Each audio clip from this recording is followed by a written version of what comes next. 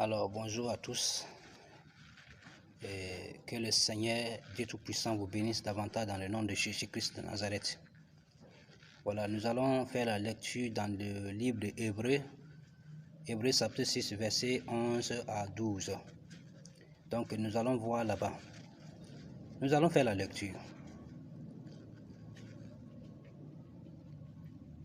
Mais nous désirons que chacun de vous fasse preuve du même gel jusqu'à la fin, afin que votre expérience se réalise pleinement.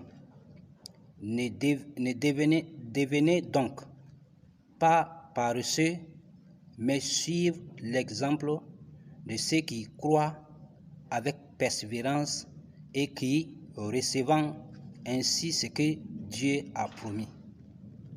Que Dieu bénisse sa parole. Alors, la parole de Dieu nous pose la question ce matin. Est-ce qu'en réalité, nous n'arrivons à croire à la promesse de Dieu? Mais est-ce qu'avant de faire certaines choses, est-ce que nous nous posons la question à Dieu? Est-ce que ce que je veux faire, c'est ta volonté ou pas? Est-ce que la question, est-ce que nous ne voyons pas notre propre intérêt plus que l'intérêt de Dieu?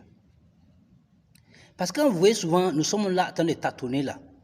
Je me suis dit que souvent, nous n'arrivons pas à poser la question à Dieu. Nous ne cessons pas à connaître la volonté de Dieu. Quelle est la volonté de Dieu? Posons-nous la question. Parce que Dieu a une promesse, Dieu a fait une promesse.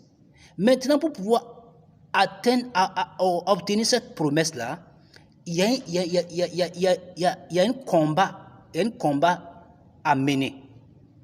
Maintenant, si tu n'arrives pas à bien mener ce combat, peut-être à l'approche même de cette promesse-là, vous allez voir que l'ennemi fait tout son mieux pour vous faire quitter dans cette promesse-là.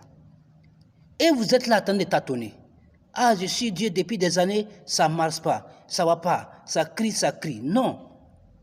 Aimons tout le temps demander à Dieu, connaître la volonté de Dieu.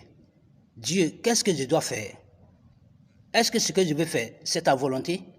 C'est ça qui est important dans la vie de nous les chrétiens. C'est ça qui est la volonté, c'est ça qui est important dans la vie de tout un chacun individuellement. Que tu sois chrétien, que tu sois non chrétien. L'obéissance à la parole de Dieu, la soumission, pour que Dieu puisse nous aider à conduire vers une bonne porte de pouvoir s'en sortir. Que Dieu vous bénisse. Abonnez-vous.